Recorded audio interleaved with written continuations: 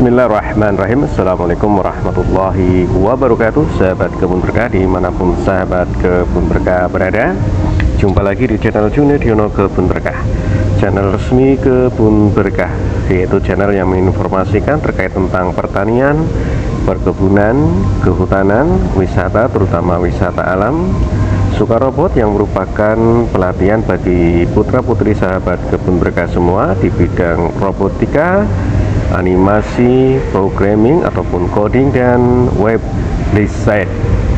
Silakan bagi putra-putri sahabat Kebun Berkah yang ingin mengembangkan bakatnya, keahliannya ataupun hobinya, bisa mendaftarkan diri di Sukarobot Academy Bogor. Adapun kantor kami berada di Kompleks Perumahan Ciamas Riverview, Blok C10, Desa Ciamas Rahayu, Kecamatan Ciamas, Kabupaten Bogor, atau bisa mengkontak admin kami, dan video lengkapnya juga berada di channel ini. Silahkan bisa mengkliknya. Channel Junediono Kebun Berkah juga menginformasikan kepada sahabat Kebun Berkah semua terkait tentang kegiatan-kegiatan para petani dan produk-produk yang dihasilkan oleh para petani, terutama petani-petani yang sudah bergabung di Kebun Berkah. Baik sahabat Kebun Berkah yang berbahagia, kali ini saya akan mengetengahkan suatu acara ya, yang alhamdulillah dihadiri oleh senior-senior kami di Fakultas Kehutanan, yaitu webinar nasional yang ke-1 dengan tema agroforestry dalam rangka Dies Natalis Fakultas Kehutanan yang ke-61 ya, dan acara ini dihadiri juga oleh kawan-kawan, adik-adik maupun senior-senior maupun umum, yang diselenggarakan tanggal 19 September tahun 2024 secara webinar, dan alhamdulillah narasumber dihadiri oleh Bapak Dirjen PSKL ya, Perhutanan Sosial dan Kemitraan Lingkungan, Pak Dr. Mahfud, ada juga Pak Prof. Naim, Prof. Budiadi dari Fakultas Kehutanan, dan saya sendiri Junedi, kebetulan mewakili Pak Direktur Rehabilitasi Hutan karena beliau berhalangan hadir karena ada acara mendampingi Bu Dirjen dan Bu Menteri Lingkungan Hidup dan Kehutanan. Dan mohon izin admin YouTube Kehutanan, saya mengambil video khusus yang saya sampaikan ya, saya upload di channel kami. Terima kasih sekali ya. Silakan sahabat Kebun Berkah bisa menyaksikan apa yang kami presentasikan dalam paparan webinar seri 1 agroforestry. Dan apabila sahabat Kebun Berkah, kawan-kawan semua mendapati suatu hal yang kurang jelas ataupun perlu ditanyakan, silahkan bisa ditanyakan di komen ya, ataupun bisa langsung WA ke saya di nomor 081314838282. Terima kasih dan mudah-mudahan bisa mencerahkan dan terus semangat untuk mengabdi pada negeri. Terima kasih dan selamat menyaksikan. Assalamualaikum warahmatullahi wabarakatuh. Kepada Bapak Ibu, tibalah saatnya kita akan mendengarkan pemaparan materi oleh para narasumber yang akan dipandu oleh moderator kita, Insinyur Sawitri Eshut MSc PhD. Beliau merupakan dosen di Departemen Silvikultur dengan bidang ilmu pemuliaan pohon. Kepada Insinyur Sawitri Eshut MSc PhD, kami silakan. Baik, terima kasih Mbak Dian atas waktunya. Selamat pagi, Assalamualaikum warahmatullahi wabarakatuh.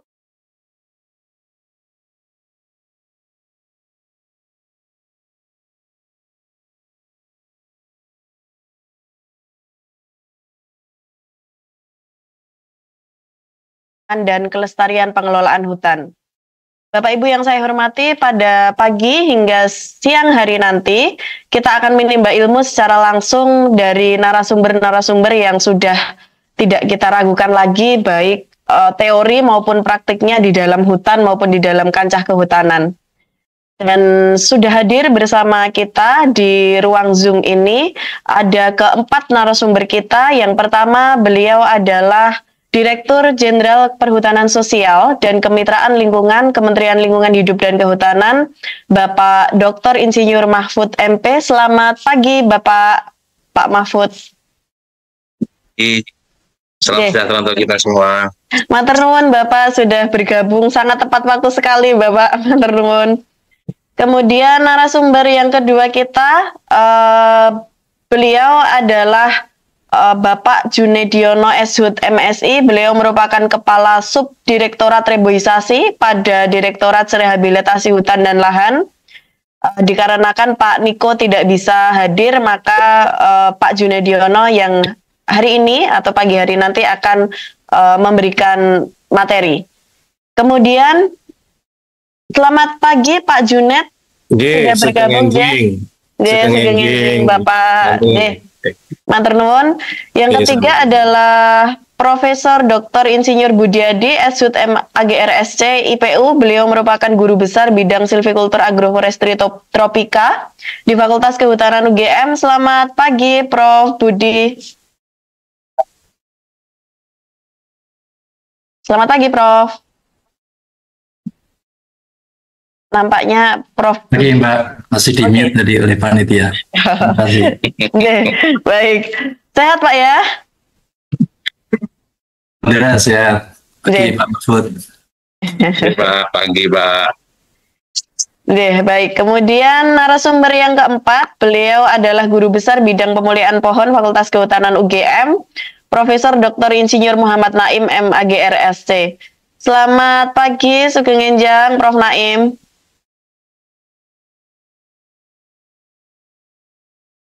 Prof. Naim.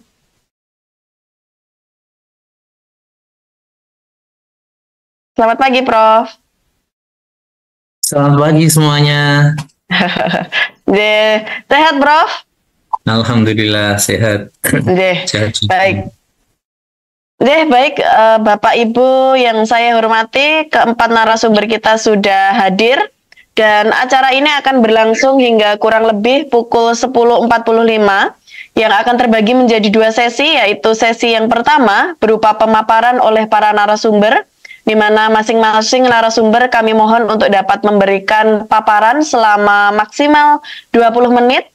Dan kemudian nanti akan disambung dengan sesi 2, yaitu berupa diskusi selama kurang lebih 30 menit di akhir sesi. Saya bergulir ke narasumber yang selanjutnya. Pak Junet, sudah siap Bapak? Baik. Narasumber yang kedua kita, beliau adalah Pak Junediono atau Pak Junet begitu panggilannya. Beliau merupakan Kepala Subdirektorat Reboisasi pada Direktorat Rehabilitasi Hutan dan Lahan, dan beliau menjabat mulai tahun 2021 sampai dengan saat ini sebagai Kepala Subdirektorat tersebut.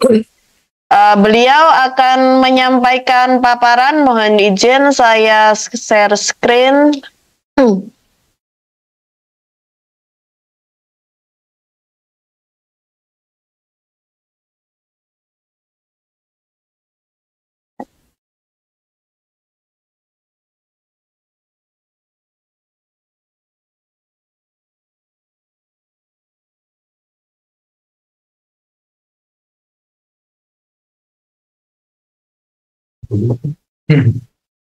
Ya, terima kasih Bu Sawitri, Bu Moderator. Bismillahirrahmanirrahim. Assalamualaikum warahmatullahi wabarakatuh. Selamat pagi dan salam sejahtera bagi kita semua. Yang kami hormati Pak Dirjen PKL, Pak Mahfud, Pak Wakil Dekan, Bapak narasumber, Prof. Naim, Prof. Budiadi, serta Bapak Ibu peserta webinar nasional yang kami hormati. Mohon izin dan mohon maaf seharusnya pada kesempatan yang luar biasa ini, Pak Direktur Rehabilitasi Hutan, Pak Niko, yang seyogyanya memaparkan atau mempresentasikan, namun beliau ada tugas untuk mendampingi Bu Dirjen dan Bu Menteri terkait acara di Menoreh.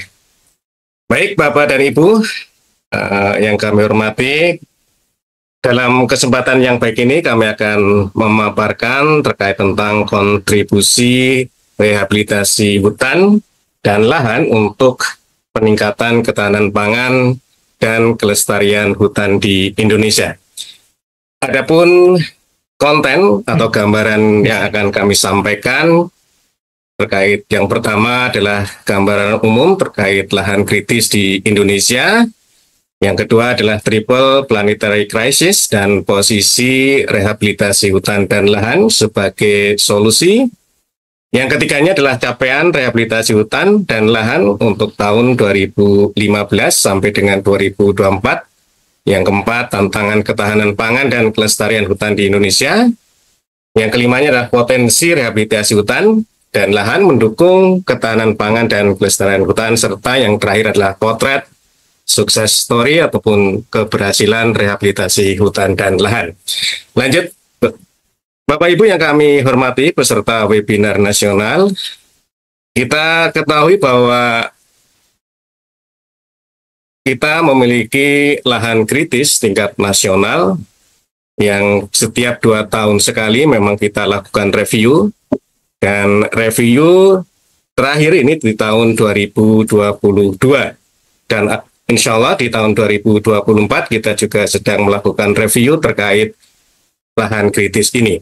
Pada tahun 2022 kita memiliki lahan kritis kurang lebih sekitar 12.744.925 hektar. Ini baik yang di dalam maupun yang di luar kawasan. Sehingga sudah barang tentu untuk menanggulangi lahan kritis tersebut, kita harus berupaya melakukan pemulihan ataupun mempertahankan serta meningkatkan fungsi hutan dan lahan, sehingga nantinya bisa ditingkatkan daya dukungnya, produktivitasnya, dan peranannya di dalam menjaga sistem penyangga kehidupan. Bapak Ibu yang kami hormati, di dalam Renstra kami kurang lebih ada 4.489 das yang memang harus dipulihkan, dan ada kurang lebih 37.721 das yang dipertahankan. Bapak Ibu yang kami hormati, sejak tahun 2022, sebentar, masih lahan kritis. Sejak tahun 2022, dengan diterbitkannya Permen LHK nomor 10, maka kita sudah lebih terarah lagi di dalam melakukan rehabilitasi hutan dan lahan, yaitu ditetapkannya Rencana Umum Rehabilitasi Hutan dan Lahan yang berlaku 10 tahun. Sehingga sudah sangat tepat sasaran. Per tahunnya kita sudah mencoba mendelinasi, mendetailkan di dalam rancangan-rancangan berikutnya. Lanjut. Bapak Ibu yang kami hormati, dengan berbagai macam problem, terutama di akhir-akhir ini, di dunia ini ada 3 hal yang menjadi problem atau krisis yang kita sebut sebagai triple planetary crisis. Ini ada climate change, ada biodiversity loss, dan land degradation. Maka ini hal 3 ini harus kita atasi, baik deforestasi maupun degradasi lahan, maupun hal-hal yang lain melalui kegiatan-kegiatan rehabilitasi hutan dan lahan. Dan rehabilitasi hutan dan lahan, apabila di dalam kawasan hutan kita sebut sebagai reboisasi, dan di luar kawasan disebut sebagai penghijauan. RHL ini juga termasuk di kawasan gambut dan kawasan mangrove. Bapak Ibu yang kami hormati, di dalam upaya mengatasi 3 krisis ini, kebijakan kami dalam melakukan rehabilitasi hutan, terutama di reboisasi atau di kawasan hutan tadi disesuaikan dengan kawasannya. Misalkan untuk kawasan konservasi, maka arah rehabilitasi hutan adalah untuk memulihkan ekosistem, untuk membina habitat, dan untuk meningkatkan keanekaragaman hayati. Rehabilitasi hutan atau reboisasi yang dilakukan di hutan lindung, maka arahnya kita tujukan untuk meningkatkan atau memulihkan fungsi hidrologinya, serta untuk meningkatkan produktivitas, terutama untuk hasil hutan bukan kayu maupun jasa lingkungan. Sedangkan untuk di hutan produksi, tentunya untuk meningkatkan produktivitas hutannya. Lanjut. Bapak Ibu yang kami hormati, inilah capaian pengelolaan daerah Landswe melalui rehabilitasi hutan sejak tahun 2015 sampai dengan triwulan kedua di tahun 2024. Kita kurang lebih sudah melakukan rehabilitasi baik di dalam kawasan maupun di luar kawasan kurang lebih 1,9 juta hektar. Dan sejak tahun 2022 untuk memastikan akuntabilitas kegiatan kami, maka kami menggunakan metode pengawasan geotagging.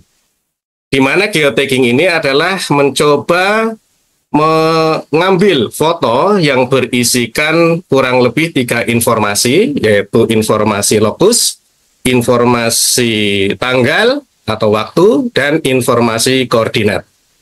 Foto-foto tadi akan kami cek dengan rencana atau peta rencana yang sudah dibuat oleh kawan-kawan kami di BPDAS.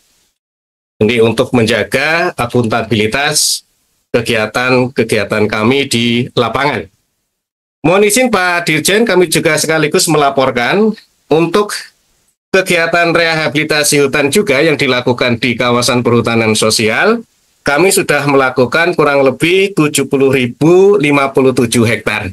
Dan mudah-mudahan bisa berkelanjutan, bisa mewujudkan hutan lestari. Mungkin salah satunya tadi yang sudah disampaikan di Gunung Balak, salah satu metode kami di dalam melakukan rehabilitasi hutan. Lanjut. Ini kurang lebih adalah peran kita ya di dalam meningkatkan kualitas lingkungan ya. Ini ada data dari 2015 sampai 2023 indeks kualitas lingkungan kita. Serta tadi kita juga sudah mencapai RHL kita 1,8 juta hektar yang non gambut serta 398 ini dan sebagainya. Lanjut aja Bu. Bapak Ibu yang kami hormati, untuk kegiatan tadi rehabilitasi hutan, kita juga memiliki pilar yang sama dengan Pak Dirjen yang telah kami sampaikan tadi, yaitu pilar sosial, pilar ekonomi maupun pilar ekologi. Untuk itu kami melakukan beberapa kebijakan terkait tentang pemilihan komoditas untuk tanaman rehabilitasi hutan lahan. Ini berbasis clustering. Ini ada yang memang alpokat, ada yang ada duren dan sebagainya. Kita clustering. Jadi sesuai dengan apa yang akan kita kerjakan untuk produktivitas tadi, dan ekologi juga, sosial juga, ekonomi juga, maka ada 2 produk yaitu HHPK, ini sesuai dengan fungsi kawasan tadi yang sudah kami ceritakan, dan juga kesesuaian lahan dan memiliki nilai ekonomi serta akses pasar. Demikian juga dengan HHPK-nya. Harapan kami dengan mengembangkan 2 produk tadi, baik HHK atau hasil hutan kayu maupun hasil hutan bukan kayu, kita bisa menghasilkan produk, terutama output ya, kayunya maupun HHPK-nya. Seperti buah-buahan, rempah maupun minyak-minyakan, sehingga nantinya yang dihasilkan tadi oleh petani-petani, baik yang bergabung di kelompok tani maupun yang berdiri sendiri, bisa mencapai ketahanan pangan baik individual maupun kelompoknya, serta tentunya bisa menjaga kelestarian hutannya. Baik. Lanjut, Pak. Bapak Ibu yang kami hormati, ada beberapa tantangan di dalam melakukan rehabilitasi hutan dan lahan. Yang pertama adalah terkait tentang iklim dan cuaca, Bapak Ibu. Dan ini terkait tentang penganggaran kita. Cuaca yang sekarang kita alami sudah susah banget diprediksi. Ditambah lagi apabila hujan rata-rata di ber, sedangkan anggaran bisa jadi 31 Desember sudah harus habis. Ini juga tantangan kita sendiri ya. Sedangkan Januari itu juga hujan. Nah, kalau kita ingin menanam melalui kegiatan RHL, tentunya kita memilih waktu-waktu hujan. Dan ini harus disesuaikan. Dan alhamdulillah untuk hal ini, kami selalu berkoordinasi dengan kementerian lain untuk bisa, terutama Kementerian Keuangan, bagian penganggaran, untuk bisa menjalankan anggaran-anggaran kegiatan RHL yang menyeberang waktu tadi. Dan alhamdulillah sudah diakomodir. Yang kedua adalah tekanan laju deforestasi. Ini disebabkan juga terkait tentang demand. Demand pangannya tinggi, luasnya tetap saja segitu, tentunya akan terus terjadi deforestasi. Ditambah lagi dengan tadi dikatakan Pak Wadek bahwa tata ruang yang memang belum jelas. Yang ketiganya adalah keanekaragaman hayati, bahwa selama kurang lebih 50 tahun terakhir kita telah kehilangan kurang lebih 1–2,5% untuk spesies burung, mamalia, amfibi, reptil, dan ikan.